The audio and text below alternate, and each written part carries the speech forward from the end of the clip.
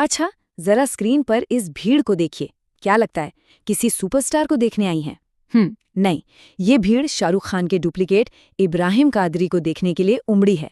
सोचिए, ये है ब्रांड शाहरुख खान की असली ताकत, जहां असली तो छोड़िए, उनका हमशक्ल भी अपने आप में एक स्टार है। और इसी ब्रांड की वैल्यू है 12,490 करोड़ रुपए। जी हाँ, ये शाहरुख खान की नेट वर्थ है।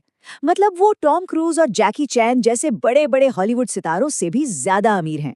तो सवाल ये उठता है कि आखिर एक एक्टर दुनिया के सबसे वैल्यूएबल पर्सनल एम्पायर्स में से एक खड़ा कैसे कर लेता है। देखिए, ये सिर्फ एक्टिंग और स्टारडम की कहानी तो बिल्कुल नहीं है। असल में ये उनके बिजनेस करने के तरीके की कहानी है। एक सोची समझी 4 हिस्सों वाली प्लेबुक जो हमें दिखाती है कि दिल्ली का एक लड़का बॉलीवुड का बादशाह कैसे बना। तो चलिए इस प्लेबुक को करीब से समझते हैं। इस प्लेबुक का पहला और सबसे जरूरी सिद्धांत है जीरो डेट रूल, मतलब कर्ज न लेने का नियम।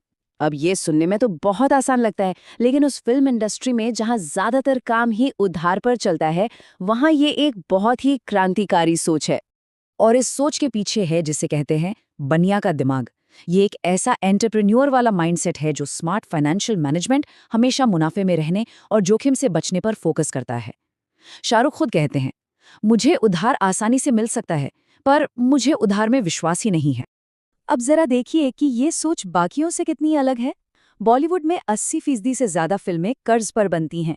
वाशु भगनानी को बड़े मियाँ छोटे मियाँ के फ्लॉप होने पर 250 करोड़ का कर्ज चुकाने के लिए अपना ऑफिस तक बेचना पड़ गया था।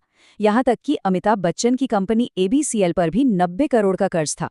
लेकिन शाहरुख का नियम हमेशा से एक ही रहा है, जीरो डेट। वो अपनी फिल्मों और पर्सनल लाइफ दोनों में उधार से कोसों दूर रहते हैं। इसका सबसे बड़ा उदाहरण है उनका घर मन्नत। 2001 में जब उन्हें 13 करोड़ की ये प्रॉपर्टी खरीदनी थी, तो उन्होंने कोई लोन नहीं लिया, बल्कि एक बहुत स्मार्ट मूव चला। उन्होंने अपनी आने वाली 4 फिल्मों की पूरी पेमेंट एडवांस में ले ली और कैश देकर वो प्रॉपर्टी खरीद ली। और आज उसी मन्नत की कीमत 200 करोड़ रुपए से भी ज्यादा है। चलिए अब आते हैं दूसरे सिद्धांत पर, सपने को जोखिम मुक्त करना। शाहरुख ने बहुत जल्दी ये महसूस कर लिया था कि सिर्फ एक एक्टर बने रहने में बहुत ज्यादा जोखिम है। उन्हें कंट्रोल अपने हाथ में लेना ही था। 1999 में उन्होंने जूही चावला और अजीज मिर्जा के साथ मिलकर ड्रीम्स अनलिमिटेड नाम की एक प्रोडक्शन कंपनी शुरू की। लेकिन 3 फिल्में लगातार फ्लॉप हुईं और 20 करोड़ से ज्यादा का नुकसान हो गया। शाहरुख ने सीखा कि सारे बड़े फैसले तो उनके पार्टनर्स ले रहे थे। बस इसी सीख के साथ 2002 में उन्होंने अपनी पत्नी गौरी खान के साथ रेड चिलीज एंटरटेनमेंट की शुरुआत की, जहां पूरा का पूरा कंट्रोल उनके अपने हाथ में था। और यहीं से जन्म हुआ एक नए और क्रांतिकारी मॉडल का। फिल्म रिलीज होने से पहले ही उसे प्रॉफिटेबल बना दो। उनका सवाल बहुत सीधा था, क्यों ना एक ऐसा मॉडल बनाया जाए जिसमें मुनाफे के लिए बॉक्स ऑफिस पर निर्भर ही न रहना पड़े। इसका सबसे अच्छा उदाहरण है फिल्म रावण। फिल्म का बजट था 100 करोड़ रुपए, लेकिन रिलीज से पहले ही शाहरुख ने 25 ब्रांड प्रमोशन से 52 करोड़, टीवी राइट्स से 40 करोड़, म्यूजिक राइट्स से 15 करोड़ और तो और वीडियो गेम राइट्स से 5 करोड़ कमा लिए। मतलब फिल्म के पर्दे पर आने से पहले ही जेब में 112 करोड़ आ चुके थे। अब फिल्म चले या ना चले, प्रॉफिट तो पक्का था। तीसरा सिद्धांत, एक इकोसिस्टम का निर्माण करना। देखिए, शाहरुख सिर्फ एक एक्टर या प्रोड्यूसर नहीं है, वो एक बहुत शार्प एंटरप्रेन्योर भी हैं। उन्होंने भारतीय फिल्म इंडस्ट्री में एक बहुत बड़ी कमी को पहचाना और उसे एक सुनहरे अवसर में बदल दिया। और वो कमी थी VFX यानी विजुअल इफेक्ट्स की। उस समय भारत में कोई भी बड़ा VFX स्टूडियो नहीं था। प्रोड्यूसर्स को अमेरिका या ब्रिटेन से काम करवाना पड़ता था, जो न सिर्फ बहुत महंगा था, बल्कि उसमें बहुत देरी भी होती थी, क्वालिटी की कोई गारंटी नहीं थी, और ऊपर से विदेशी स्टूडियो मनमाने दाम वसूलते थे। शाहरुख ने यहाँ पर हिसाब लगाया, भारत में हर साल लगभग 2000 फिल्में बनती हैं। अगर उनमें से कुछ फिल्में भी उनसे VFX कराती हैं, तो उनका 60 करोड़ का शुरुआती निवेश सिर्फ 3 साल में वापस आ सकता है। और सबसे बड़ी बात क्या थी, उस समय भारत में उनका कोई कंपटीशन ही नहीं था।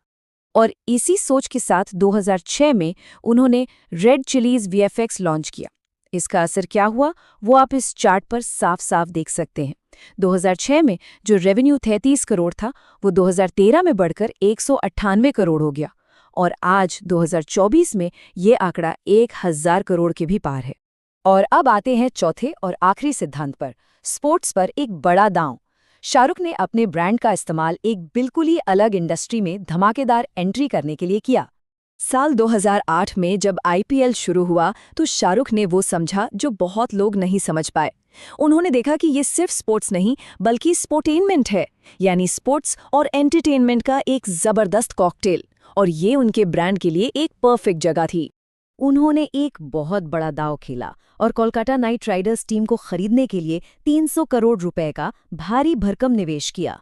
और आज उसी टीम की मार्केट वैल्यू है पूरे 10,000 करोड़ रुपए। मतलब 300 करोड़ का निवेश आज 33 गुना से भी ज्यादा बढ़ चुका है। इसे ही तो कहते हैं बनिए का दिमाग। तो शाहरुख खान के इस पूरे साम्राज्य के पीछे की प्लेबुक आखिर है क्या? चलिए इसे एक बार फटाफट संक्षेप में समझते हैं। पहला, जीरो डेट रूल, यानी हमेशा कैश फ्लो और फाइनेंशियल आज़ादी को सबसे ऊपर रखो। दूसरा, अपने मुख्य काम को जोखिम मुक्त करो, प्रॉफिट पक्का करने के लिए पूरी प्रक्रिया को कंट्रोल करो। तीसरा, एक इकोसिस्टम बनाओ, इंडस्ट्री की समस्याओं को पहचानो और उनका हल निकालो।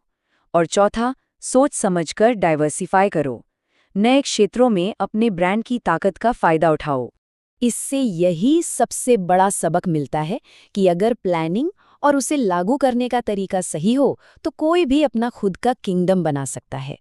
ये सब कुछ शाहरुख खान की एक सिंपल सी फिलॉसफी पर आकर टिकता है। अपने खर्चे कम मत करो, अपनी आमदनी बढ़ाओ। उनकी कहानी सिर्फ स्टारडम की नहीं है, बल्कि स्मार्ट बिजनेस की एक शानदार मिसाल है।